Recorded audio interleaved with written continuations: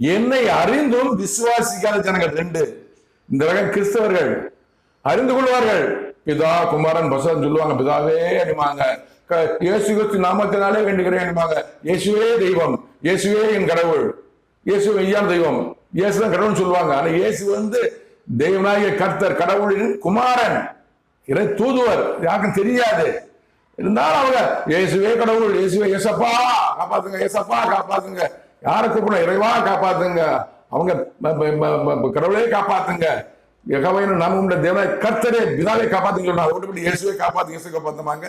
அதாவது தேவனை அறிந்தும் கடவுளை அறிந்தும் என்னை விசுவாசிக்காத ஜனங்கள். இயேசு சொல்லுவாங்க, பிதாவே இவர்கள் தெய்வம் செய்து இந்த பாவனை பண்ணி சொல்றாரு. இப்ப யார் பிதா மேல இருக்காரா இல்லையா? இயேசுவும் பிதாவும் ஒருவர், அவர் அங்க இருக்கிறா, இங்க வந்தாரு, இங்க இருக்காரு, அங்க இருக்கான்னு சொல்லுவாங்க. கிறிஸ்தவர்கள் புரிந்து கொள்ளுங்கள், பிதா வேற